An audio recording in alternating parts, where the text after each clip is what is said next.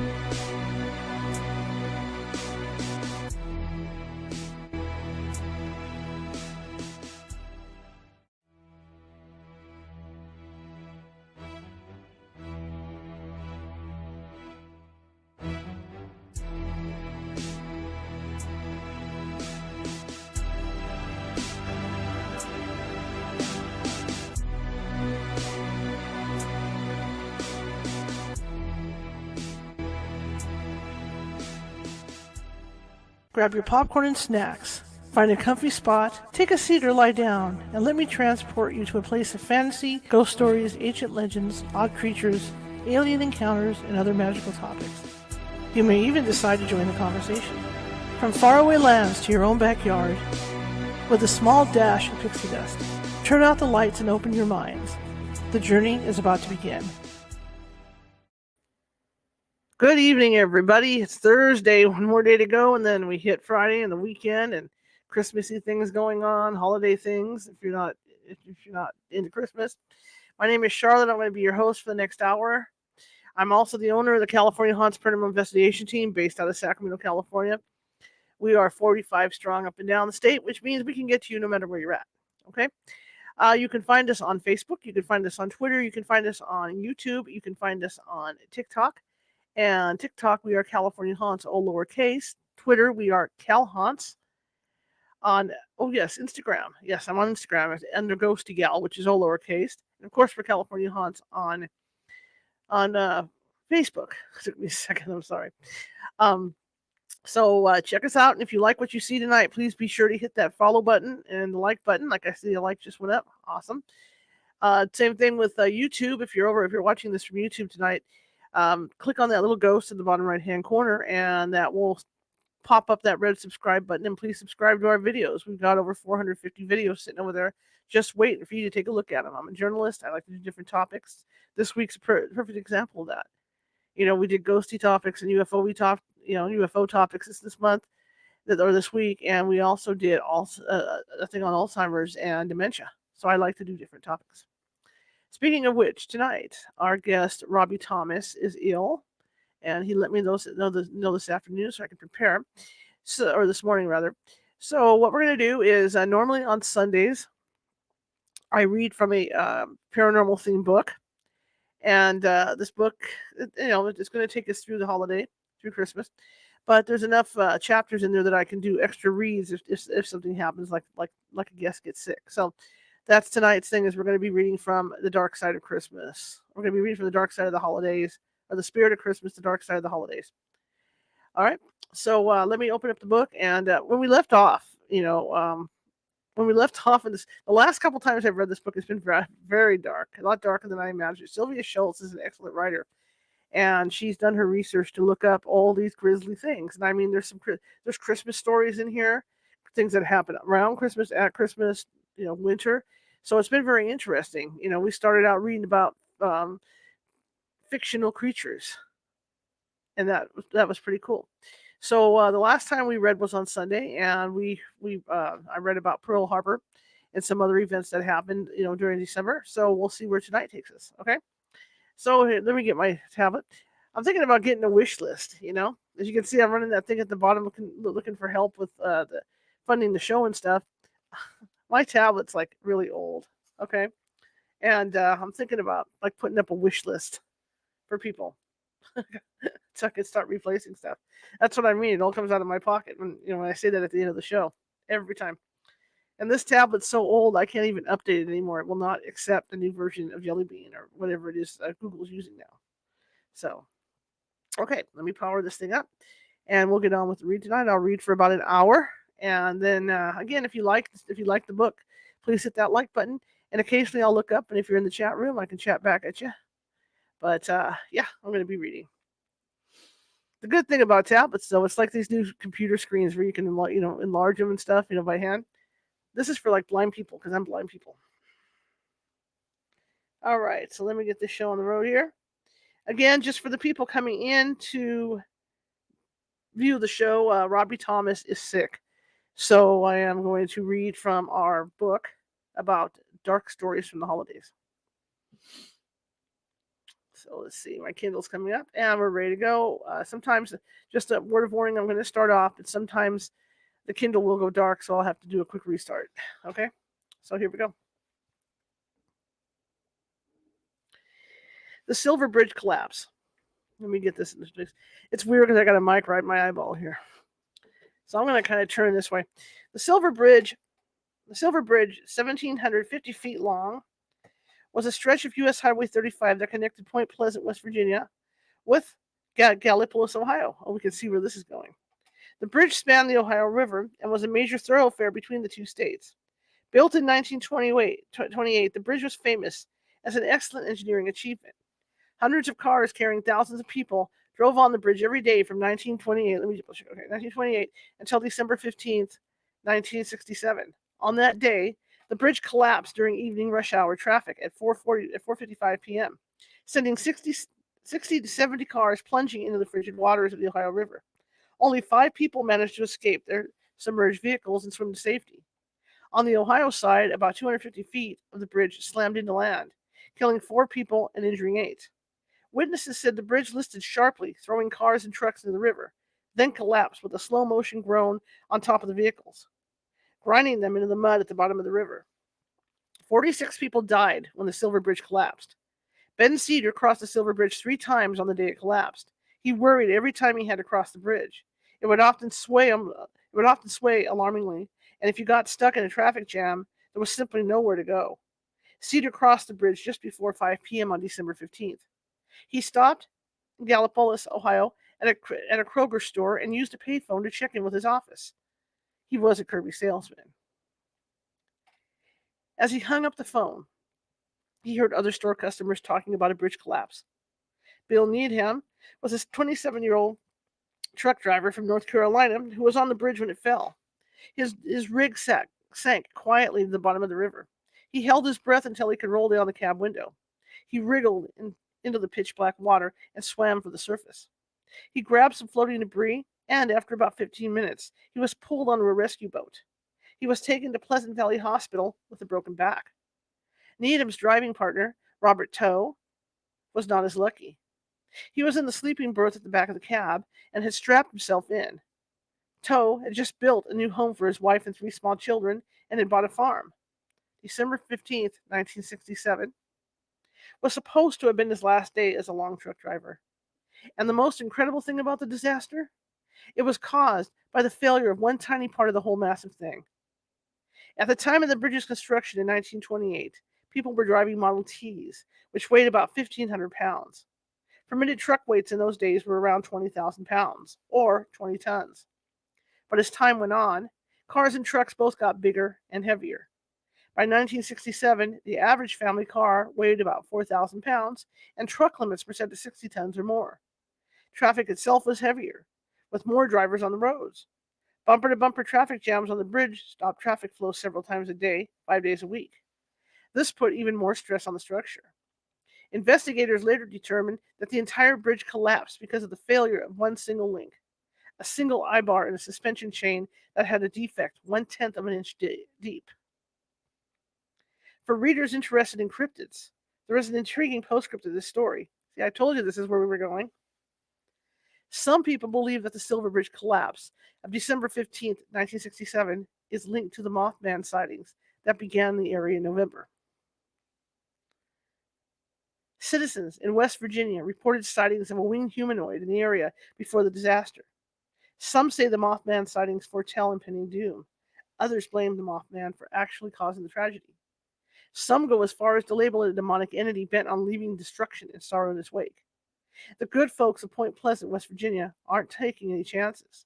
The Mothman Festival is held every year in downtown Point Pleasant to celebrate the mysterious cryptid, whatever it is. The Crash of Flight 401. This is the book we read last Christmas as well. Eastern Airlines Flight 401 was on its way to Miami International Airport on the night of December 29th, 1972. That Lockheed TriStar was making its final approach when a panel light came on in the cockpit, signaling trouble with the landing gear. The pilot, Captain Robert Loft, and flight engineer, Donald Repo, weren't unduly concerned. The plane had only been in service for 4 months, and it was the pride of the fleet. Flight 401 was one of the most modern and technologically advanced passenger jets of its day. First Officer Albert Stockstill had been instructed to lower the landing gear. He did so, but not all of the wheel indicator lights were green. Captain Loft figured it was probably a faulty bulb. Stockstill tried to remove the bulb, while Don Repo went down into the avionics bay to check visually to see if the landing gear was down. In all this calm problem solving, none of the 3 men realized that the autopilot had shut off, and the plane was losing altitude over the alligator-infested Everglades. Flight 401 was going 227 miles per hour when it smashed into the swamp. Many passengers were killed on impact, as was First Officer Stockstill. Don Repo and Bob Loft survived the crash. When rescue teams reached the crash site several hours later, Repo was rushed to the hospital, but died of his injuries soon afterward. Loft died at the scene of the crash before rescuers arrived. 98 passengers and crew members were killed when Flight 401 was lost. An official investigation into the accident concluded that the crash was caused by pilot error. Captain Loft was an experienced pilot. He had flown the TriStar model since their introduction, and he had over 30,000 hours flight experience in the cockpit. He had a dependable crew too, but every man of the cockpit crew failed to monitor the jumbo jet's altitude as they tried to fix the problem with the undercarriage. Later, it was discovered that the nose wheel was down and locked the whole time at the time of the crash. Captain Loft had been right. The problem was a faulty bulb after all. The massive whisper liner was in pieces, but some of those pieces, like the galley, were still usable. Eastern Airlines decided to salvage parts of the downed plane and install them on another aircraft, including Flight 318 and Flight 903. Flight engineers arrived before the other crew members to do pre-flight checks on the plane. One day, an engineer came on board and was puzzled to see an Eastern employee already sitting in his seat. His puzzlement turned to shock when the man turned to face him, and the engineer recognized Don Repo. "You don't need to worry about the pre-flight. I've already done it," the dead man said. Then he vanished. Attendants on Flight 318 started seeing Captain Loft on their plane. One stewardess saw the captain standing in the aisle near the back of the plane. He turned around and looked at her with a smile, then faded away. The stewardess dropped in a faint. Another crewman said he heard the dead captain's voice come over the public address system, asking passengers to put on their seatbelts. Still, another saw Loft's ghost sitting in a passenger seat, staring out the window. Crew members were not the only ones seeing ghostly apparitions. On two separate occasions, passengers flagged down passing stewardesses to let them know that the man sitting next to them, the one dressed in the uniform of an Eastern Airlines flight officer, looked horribly pale and sat there without moving or speaking. On both occasions, the stewardesses duly checked the ill passenger and found nothing but an empty seat. And both startled passengers were shown photographs of Eastern staff and identified Don Repo as the sick-looking man in the empty seat next to them. Several caterers loading N318EA for its next flight rushed off the plane and refused to get back on to finish their job. They had all seen a flight engineer in the galley who vanished in front of their eyes. The officials at Eastern Airlines were not at all pleased with the numbers of ghost stories being circulated around their planes. They threatened to fire any Eastern employee caught telling tales. This was a teensy bit hypocritical, because the vice president of the company spoke with Captain Loft on a Miami-bound flight. As soon as he realized he was speaking with Loft, the ghost disappeared. But the stories continued to circulate. In 1974, an article about the haunted planes appeared in the newsletter of the U.S. Flight Safety Foundation, which was a further source of embarrassment for the company's top brass. But then, the spirits of Bob Loft and Don Repo changed their tactics just slightly. They had just been appearing to crew and passengers and sometimes scaring the pace out of them. But now, the phantoms had a message for the living crew of the planes they haunted. Stewardess Faye Merriweather was working in the galley of Flight 903 on a jaunt from New York to Mexico. When she saw the weird reflection in an oven window. The galley had been refitted on Flight 903, and this was the same oven that had been on Flight 401. The reflection wavered, then resolved itself into a face, the face of Don Repo. The face seemed to be trying to speak. More fascinated than frightened, Merriweather quietly got two of her co-workers, another stewardess and engineer, to come to the galley with her. When the three got back, Don Repo's face was clearer than ever. The apparition's lips twitched, and the ghostly face spoke. "Watch out for fire on this airplane," an eerie voice said in a hollow monotone. The flight arrived in Mexico City without incident, but the three crew members couldn't forget the ghostly warning. And on the return trip, they had reason to remember that warning. The plane was sitting on the runway in Mexico City preparing for takeoff when the starboard engine failed. The engine backfired several times, and the engineers quickly shut it down before it caught fire. It was Don Repo's spirit that appeared most often, always dressed in his Eastern Airlines uniform. He was usually seen sitting in a plane's first-class section or in the crew area, and sometimes in the cockpit. The phantom always appeared calm and relaxed, but very concerned about the plane's safety. Often, the ghosts manifested to make suggestions or give warnings to the plane's crew, who only realized they were dealing with the paranormal when Repo vanished after talking with them. Both Loft and Repo seemed to be haunting the planes to which they were still connected because of the crash that killed them. Perhaps they felt responsible for the deaths of the 96 people who perished with them in that humid, mucky swamp. Their message was always one of protection and responsibility. They appeared on many occasions to warn crews about equipment malfunctions and impending danger. One captain was checking his instruments before a flight from Miami to Atlanta. Repo's face appeared, floating in the cockpit in front of the astonished pilot. "There will never be another crash on L-1011," Repo assured the pilot. We will not let it happen." Eventually, all the parts that had been salvaged for Flight 401 were removed from the various planes that had received them. The spirits of Bob Loft and Don Repo were never seen again after that. Still, they kept their promise to protect Eastern's L-1011 fleet. The crash of Flight 401 on December 29, 1972 was the last fatal crash of the TriStar fleet. From 72 until Eastern Airlines folded in 91, there were no other crashes involving that fleet. The Indian Ocean Tsunami. Thailand in Southeast Asia is a favorite vacation destination for people from all over the world. Thailand is known as the land of smiles for the legendary hospitality and politeness of its people. Buddhism is the major religion of the country, and Buddhist serenity seems ingrained in the people. Tourism companies describing a Thailand vacation promise something for everyone. Sophisticated metropolitan Bangkok has a big city energy, with markets and temples to explore. Northern Thailand is home to archaeological riches, including several world historical sites. Visitors can wander ancient temples and cities, peek at opulent royal palaces, and visit elephant camps in the majestic mountains to see the great beasts at work and at play. And in the south are Thailand's sorry, famous beach resorts. Tourists from across the world come to these luxury resorts to enjoy the pure white sand beaches and tropical islands dotting the blue-green sea. It is beautiful there. But on December 26, 2004, this serene paradise became hell on earth. A massive undersea earthquake triggered a series of tsunamis that devastated Southeast Asia. The earthquake that caused the Indian Ocean tsunami was the third largest quake ever recorded, with an estimated magnitude of 9.1 on the Richter scale. It holds the record for the longest duration ever observed. The earthquake redistributed the continental shelf and changed the rotation of the Earth. The quake was so strong, it shortened the length of the Earth's day by about 2 microseconds. Think of an ice skater pulling her arms into Titan, the speed at which she spins. All of this caused incredible destruction. Waves 100 feet high slammed into the Indian Ocean coast, killing 230,000 people in 14 countries.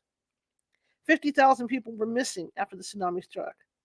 They were later added to the list of presumed dead, bringing the toll to an estimated 280,000. It was the fifth deadliest natural disaster in history. This devastating tragedy led to many hauntings along Thailand's lovely beaches. They began almost immediately after the waves receded. A security guard quit his job after hearing the screams of a woman echoing in the night from the wreckage of a hotel that was particularly badly hit. ABC, Australia Broadcasting Company, reported that spooked volunteers searching for bodies at the resort areas of Fifi Island, I hope I said that right, you guys, and Khao Lak, heard tourists singing and laughing on the beach. When they went to investigate, they found only darkness and empty sand. In Khao Lak, a local family's telephone rang constantly in the days and nights following the tsunami. When they answered the phone, they could hear the voices of friends and relatives begging to be rescued from the flames of the crematorium. Many of these ghosts are foreigners. There's the story of a ghostly tourist who wanders up and down one of those beautiful beaches, calling mournfully for her lost child. Another tale tells of a foreign man and his Thai girlfriend who hailed a cab to take them to the airport, but disappeared during the ride. That was not the only report of vanishing passengers. The BBC aired an anecdote told by a tuk-tuk driver, who gave his name only as Lek. On January 6, 2005, 7 foreign tourists climbed into his minivan late at night. After agreeing on a 200 baht fee, the tourists asked Lek to drive them to Kata Beach on the west coast of the island. Phuket. Phuket? Is it Phuket or Phuket? Okay. He drove for a while, Suddenly, he felt his body go curiously numb. He glanced in his rearview mirror, and all 7 of his passengers were gone. Many Thais are deeply superstitious. In addition to Buddhism, there's a certain degree of nature worship going on too. Many Thais believe most large trees are home to ghosts, and every home has a spirit house or altar where offerings of food and drink are made daily to pacify any supernatural entities who may be nearby. Fish sellers and seafood restaurants along the west coast saw a large drop in business from the locals after the tsunami. Many Thais were refusing to eat fish, fearing that ocean creatures had been nibbling on human corpses that had been swept out to sea. Almost 95% of Thailand's population is Buddhist, and they believe in reincarnation, regardless of religion. Each time a person dies, their spirit spends some unspecified amount of time as a ghost, self aware and seeking rebirth. Buddhist monks chant prayers to the dead, urging them to stop wandering to places where they died, so the living can be left in peace and the dead can be reborn. An interesting facet of these ghost stories is that nearly all the ghosts roaming Thailand's beaches and resorts after the tsunami were foreign, and Asians were utterly terrified of them. In the years after the disaster, tourism from Europe, Australia, and the United States rebounded pretty quickly, but the number of tourists coming to Thailand from Asia, from Asia plummeted. Psychologist Wanlop excuse me, Piamanutham. Okay, you got it. Piamanutham. Explain. I'm sorry. This is in an interview with BBC News. Foreigners make a big impression on Thais, the doctor said. They're physically imposing and often seem rich and powerful. If people like that die in terrible circumstances, it's not surprising they should come back in people's minds as ghosts, especially when they have so far to go to get home. The Buddhist monks of Thailand have figured out a way to help these lost foreign souls move on to their next life. In addition to burning offerings of paper clothes and symbolic money to appropriate these spirits, the monks added another offering, one that was sure to appeal to foreign tourists trapped in a strange land: pizza. Now, wouldn't that make you feel better? 'Tis the season creeping up on Christmas. It's just as easy to find ghosts in December as it is in any other month of the year. They're always out there, waiting for us to notice them. A flash flood. The middle years of the 19th century were a time of great social advances and great optimism. Social reforms were the order of the day, and many people felt they could change the world for the better through their ideas. It was not only in New England, cradle of the young nation, that these changes were taking place. Even in the Midwest, at that time, still considered the wild frontier, social reformers sought to spread their ideas. Judge Wave Loughborough purchased 1,000 acres of land bordering the Ohio River in Claremont County, and in 1844, he founded a village he called simply Utopia. Loughborough and his followers were supporters of the philosophy of a Frenchman named Charles Fourier. Fourier envisioned a society based on agriculture, far removed from the evils of mechanization, where people would live and work together. Work would be assigned to people according to their natural inclinations and abilities. In short, he envisioned a commune where every person's needs would be provided for and where people would help one another. Loughborough and his group were eager to try out this social experiment for themselves. They built a 2-story brick building with 30 rooms for everyone to live in. Unfortunately, communal living is not always the easiest way to run a society, and within 2 years, it became obvious that the community was not going to be a viable option. In 1846, Loughborough, seeking a way to make at least some of his investment back, sold the land and house to John O. Waters, the leader of a group of 100 spiritualists. The spiritualists, too, were seeking a better way to perfect society. Spiritualism was intensely popular during the mid 19th century, gaining even more followers during and after the Civil War. Spiritualists believe that human beings don't really die. Although physical bodies might decay, the spirit lives on in the afterlife.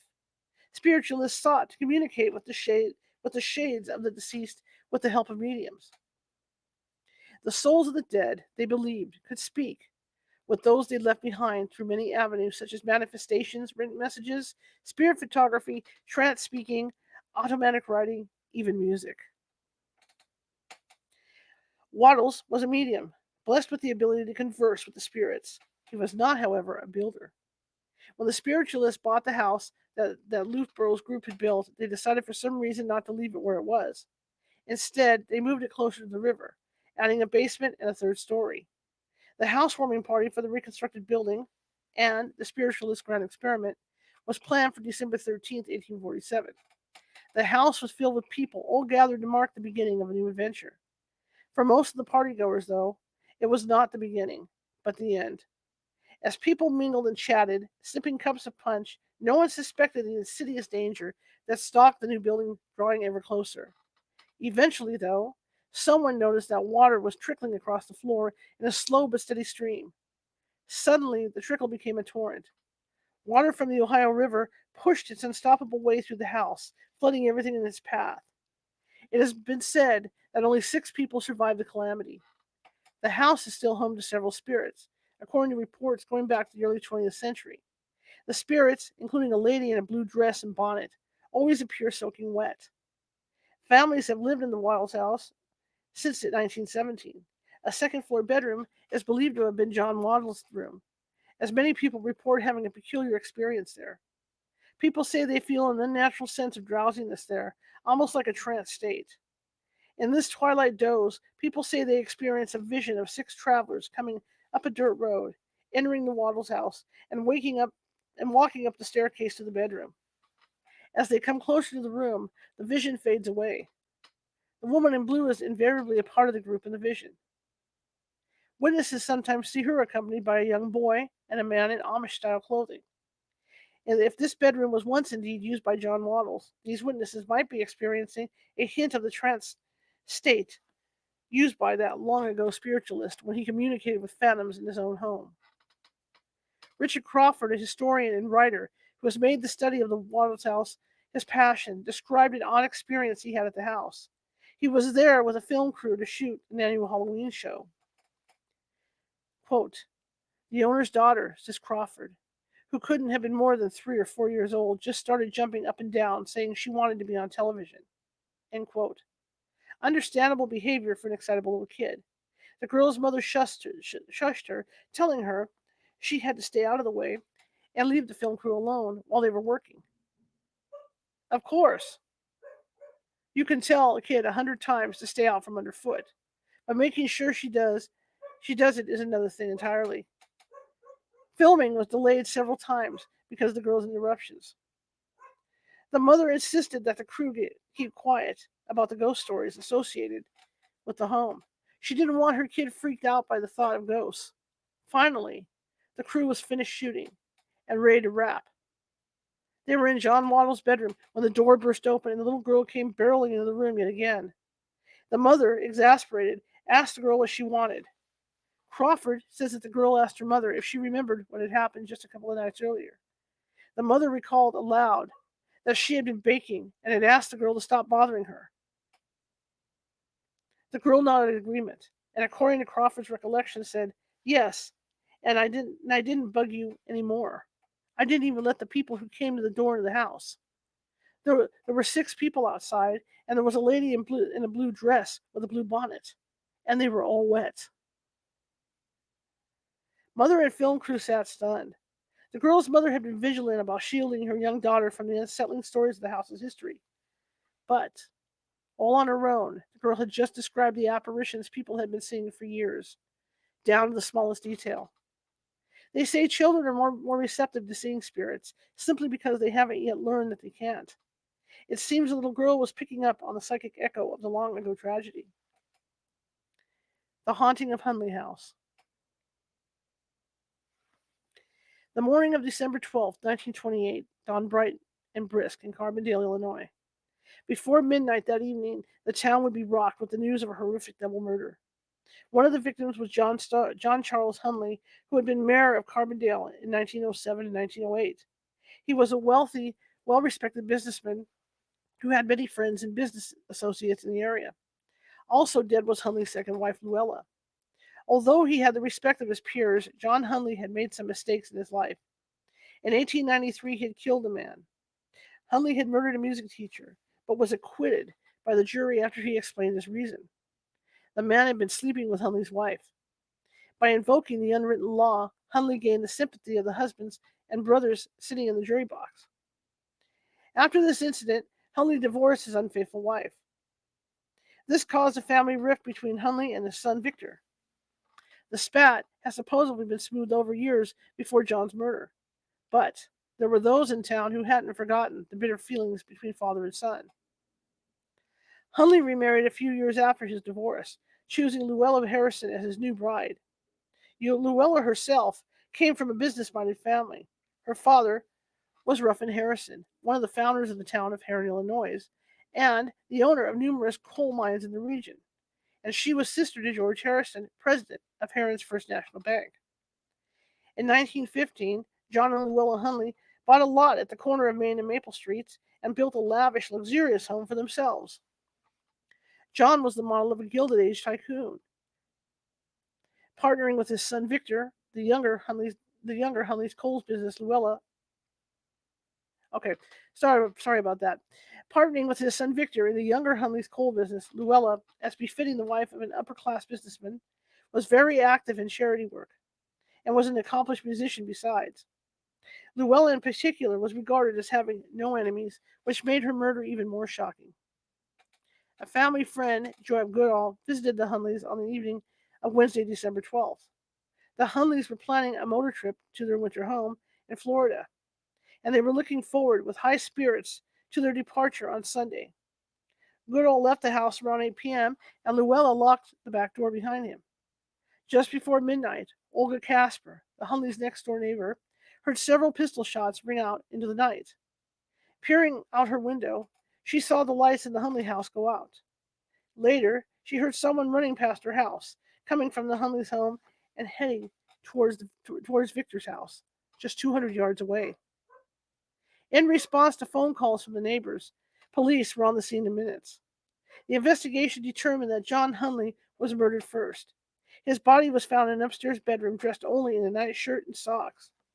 He had been shot from behind, 6 times with a .45 caliber revolver. Luella Hunley had been killed, it seemed, on a rear stairway, attacked as she went to investigate the earlier shots.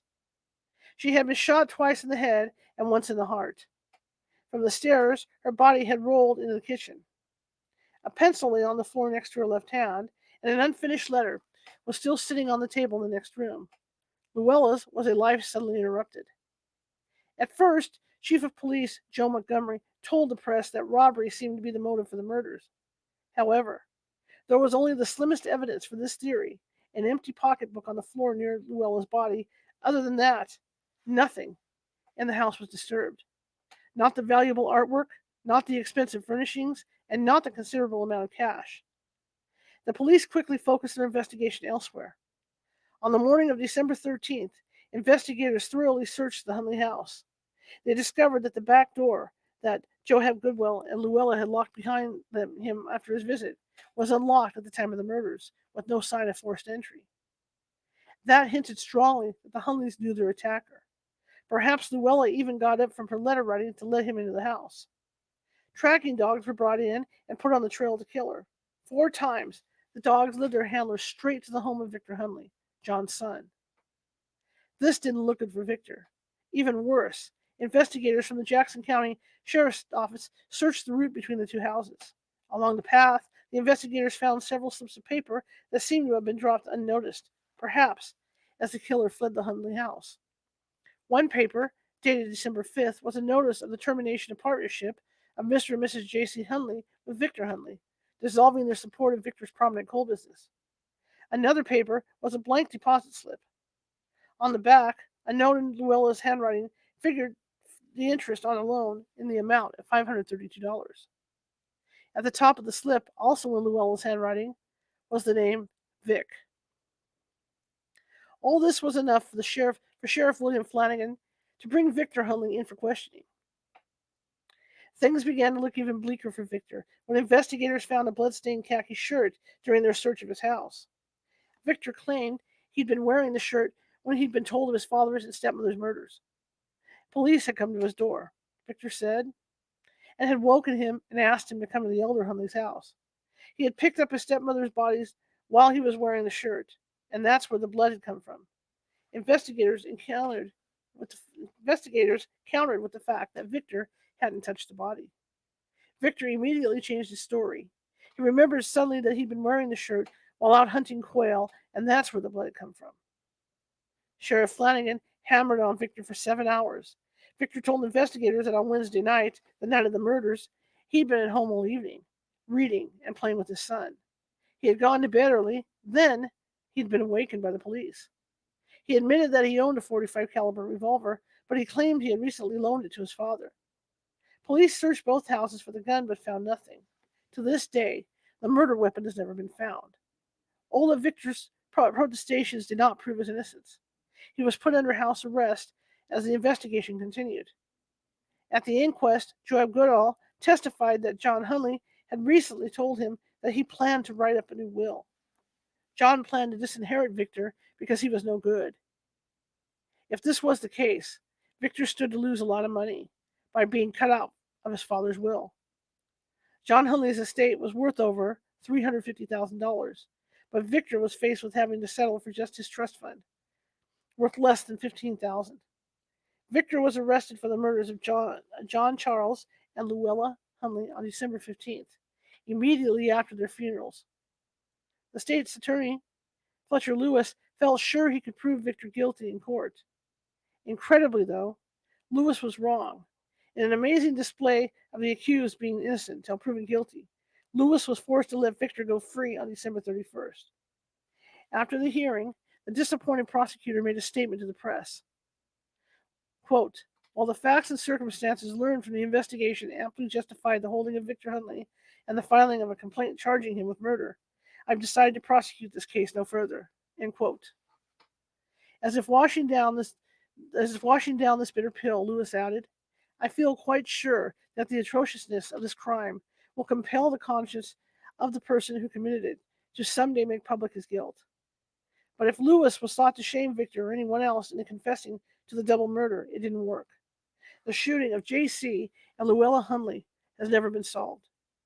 Maybe that's why the house in which they died still echoes with their presence. The mansion sat empty for 2 years after the murders, but the only physical evidence of the tragedy was a bullet hole in the wall near where Luella's body was found. But the community's memory was long, especially when it came to murder. In 1930, Edwin Vogler Sr. bought the mansion and its contents from the Hunley estate. In 1972, the house was sold to the Simmons family, who converted the mansion into a gift shop with apartments upstairs. Several of the past owners and tenants have reported oddities in the building. One resident heard the piano downstairs playing faintly by itself. Her family also heard footsteps going up and down the stairs. Former owner Victoria Spray felt that Luella's ghost followed her home from work at least once. Sprahe, ran the gift shop in the Hunley house for 5 years. One evening, as she let herself into her empty house, she noticed that the kitchen lights were on, and she heard pots and pans clanging. She wasn't spooked by the industrious spirit, though. It was a very peaceful vibe. Spree's daughter, Nina, had her own odd experience with the ghost of the Hunley house. She and her husband both have seen the porch swing move by itself, even when there's no wind.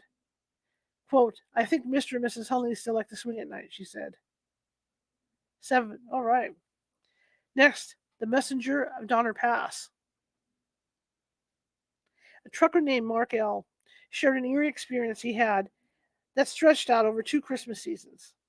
In the late autumn of 1996, Mark's father had gone to a friend's house for a visit. As soon as he walked into the house, he clutched his chest, dropped to the floor, and died of a massive heart attack. The police called Mark and asked him to go take care of his mother. Mark rushed to his mother's side and made all the necessary phone calls. As evening faded into night, family began to gather at the house. Mark needed to go out for cigarettes, so, knowing his mother now had the comfort of family around her, he left the house for a quick trip to the gas station. As he pulled in the gas station parking lot, Mark said he just had the strange feeling that his father's soul just wasn't where it should be. He couldn't explain the feeling, even to himself. Mark got out of the car and started to walk to the convenience store. Spare some change, mister? Can I maybe wash your windshield for you? The bum looked harmless enough, but Mark wasn't in the mood for much interaction. Instead, he pulled out a $5 bill, gave it to the guy, and asked him to pray for his dad. The bum happily took the fiver and started praying loudly. Just to make sure things were copacetic, Mark gave the guy a good hard look. It was then that he noticed the bum's eyes were a penetrating shade of blue, so piercing blue they could stop you in your tracks. Mark thanked the guy for his prayers and asked him for his name. The bum replied, "I'm Irish." Shaking his head, Mark went into the convenience store, bought his cigarettes, and headed home. Several months passed. The encounter with the bum stuck in Mark's mind, and every time he went to that gas station, he kept an eye out for the guy. A few years later, Mark saw the man again. Mark asked the guy if he remembered him and if his name was Irish. "Yeah, I'm Irish, but no, I don't remember you." Mark realized with a jolt that the guy's eyes were brown, so deep they were almost black. They were not the startling blue Mark had seen the night his father had passed away. But that was only part of Mark's story. Much of Mark's driving took place on Interstate 80 in all kinds of weather. Mark grew up in California, so he didn't have much experience with driving in snow and ice. Once, though, he was teamed with another driver who managed to jackknife the truck during a blizzard in Kansas. After that, Mark had a healthy respect for driving in winter conditions.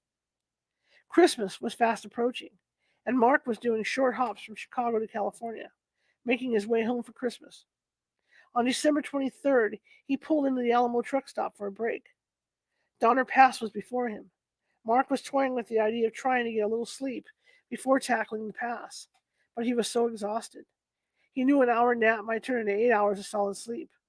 A storm was blowing in, and Mark still wasn't sure what his next move should be. He climbed down from the cab of his truck and headed in to use the restroom. Mark was walking about 10 feet behind a group of other drivers when one of them turned around and spoke to him. "If you're trying to get home, you better go over the pass right now." Mark didn't know this guy and had never talked to him, but the man had the same brilliant blue eyes Mark had seen the night of his father's death. Mark turned on his heel and went straight back to his truck. He gunned the engine and headed up Donner Pass. The CB crackled with incoming weather reports as Mark drove. He made it all the way through the pass and stopped at a rest area when he was safely through the mountains. As Mark pulled out of the rest area, the snow was falling thickly, and he heard over the radio that Donner Pass had been shut down and had stayed closed for a day and a half. He had made it through the pass just in time. If Mark hadn't followed that unknown trucker's advice, he'd have been stuck at the truck stop over Christmas. As it was, he made it safely home to Los Angeles after delivering his final load. Quote, "My mother had a smile for the first time on Christmas since my father had passed away the Christmas before." Mark had never seen anyone with blue eyes quite like that again, but he is always on the lookout for them. To this day, if I see piercing blue eyes like that, I listen to the words being spoken. House of Plenty. Madison County, Illinois, in the southern part of the state, is a quiet rural area. In 1879, Timothy Groves built a home for himself in the town of Highland. 100 years later, in the early 1980s, Ken and Judy Ernst rented part of the house for use as a small bakery. Within a decade, Judy's baked goods business had become so popular the couple bought the entire house. For a while, they lived in the house and ran a small restaurant business. But by the end of the 1980s, the restaurant had grown to fill the entire building, and the couple made their home elsewhere. The House of Plenty restaurant is thought to be haunted by the spirit of the original owner, Timothy Grouse. The story goes that Grouse hosted a party in his home in honor of the town's early Swiss settlers, who were planning a trip back to Switzerland to visit their families. The plans for a joyful reunion turned into tragedy. The ship carrying the travelers sank, claiming the lives of over 300 passengers. According to Chad Lewis, writing in the Illinois Road Guide to Haunted Locations, and he's been a guest on the show, some people believe that after losing so many of his friends in the sinking, Timothy Grouse continues to wait for their return. The restaurant building is notorious for having things mysteriously go missing. One day, Judy Ernst was in the kitchen baking an angel food cake. She left it on the counter to cool. Several hours later, she came back to find that the cake had vanished. Neither the cake nor the pan was ever found. Well, you might be thinking to yourself, a missing cake. That's not so bad. Someone left an angel food cake unattended. If someone left an angel food cake unattended in my house for several hours, Of course it would be gone. But try this on for size. Someone who had once lived in the home stopped by for a visit. She asked Judy if she'd ever had anything go missing, and Judy mentioned the story of the cake and the pan. As she spoke, the visitor's face blanched a ghostly white. Then the visitor shared a story of her own. Years before, her mother had been boiling potatoes on the stove in that same kitchen. Her husband had come home, and Mama went into the living room to greet them. She gave him a quick kiss, then came immediately back to the kitchen to check on the food. The mother was stunned to discover on her return that the pot of boiling potatoes had vanished into thin air. The dining room of the restaurant in the scene is this. I'm sorry. The dining room of the restaurant is the scene of a strange phenomenon that happens every Christmas. There was a fireplace in the dining room, with several tables for guest dining arranged near the hearth. Every year around Christmas, Ken Ernst would notice a small pile of charred pipe tobacco on the corner of one of the tables. How it got there was a mystery until the former occupant of the home brought in an old photograph of the Grouse family, the home's original owners. Standing in the photograph was a young man who was smoking a pipe. He was identified as Grouse's son, and it is believed that he liked to spend his winter evenings in that very room, smoking a pipe while sitting next to the fireplace. The House of Plenty is now closed, and the good smells of home cooked food no longer fill the air. However, as Christmas approaches, maybe the scent of good pipe tobacco still lingers in the dining room, and Timothy Grouse's pipe loving son still knocks his spent ash onto a handy table near the fireplace. The USS Constellation. After America won independence from England, the new young nation had miles upon miles of coastline to protect. Ships were built to form America's first navy. One of these ships was the USS Constellation. 175 feet long, with three main masts, she was launched at Harris Creek, Maryland on September 7, 1797, as a 36-gun frigate. Her first captain was Thomas Truxton, and he started the ship's bloody career with a bang, quite literally. On February 5th, 1799, the Constellation got into a battle with the French frigate. I can't even say the word, I'm not going to try. With a French frigate in the West Indies. The French ship was captured, but in the heat and terror of the battle, a sailor named Neil Harvey deserted his post. Truxton found out and ordered a Lieutenant Sterrett to run Harvey through with his sword.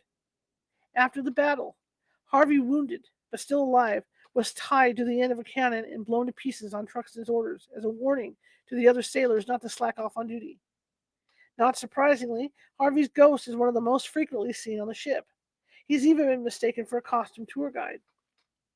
The Constellation saw many missions throughout her long service in the United States Navy.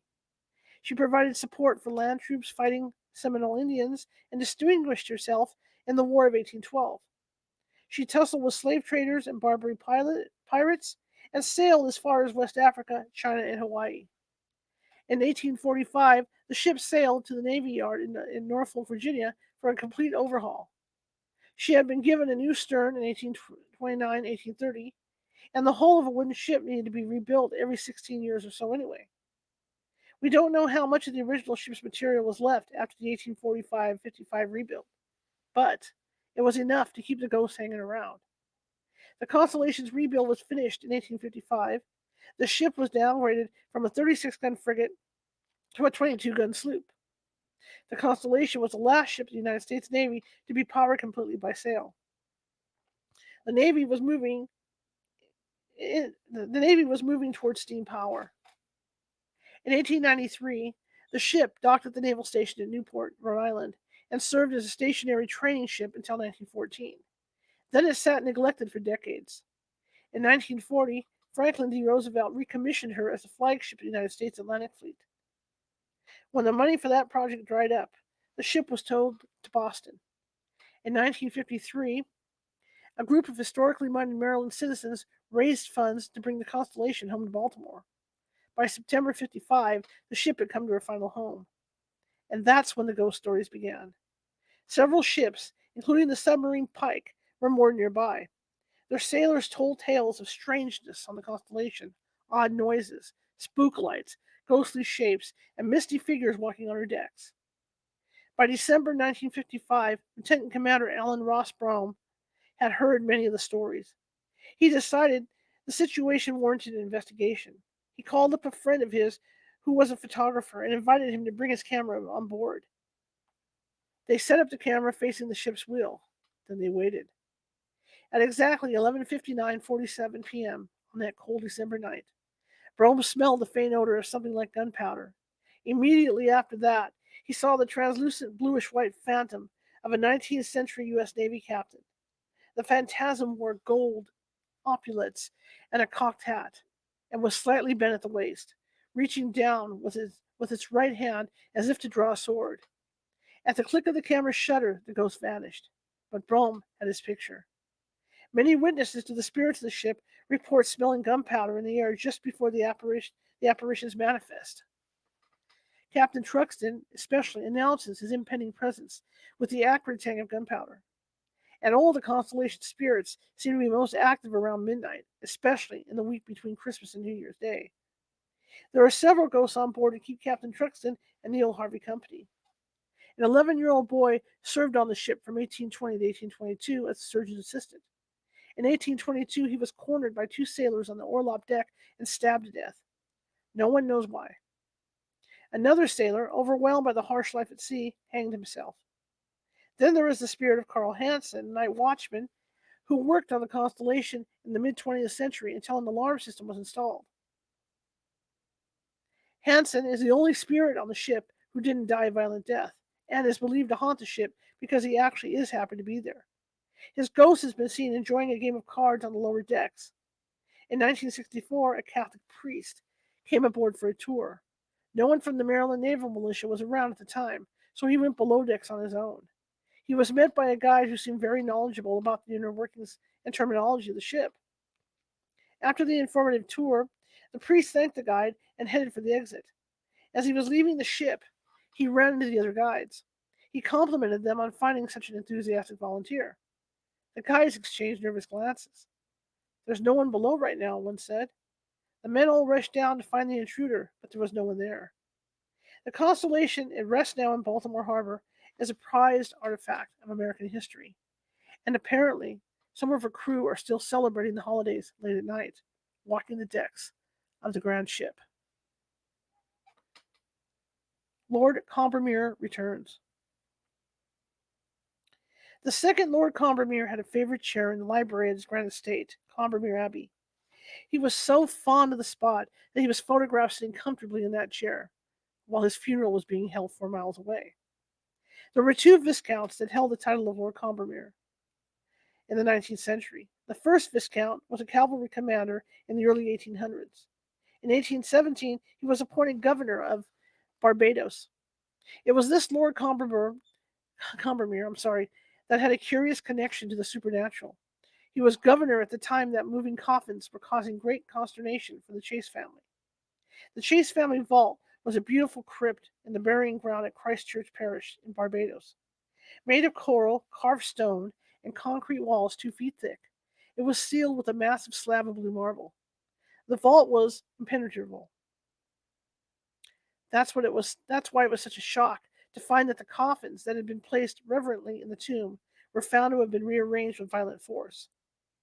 Whenever the vault was opened for another burial, the coffins of Chase family members were found thrown haphazardly around the vault, instead of remaining where they'd been placed and replaced with tender care. Lord Combermere, the governor, had heard the unsettling stories and decided to put a stop to the nonsense. He ordered the vault opened. He had slaves sprinkle sand on the floor to capture the footprints of any intruders, human or animal. Then, when the vault was closed, he pressed his governor's seal into the fresh cement.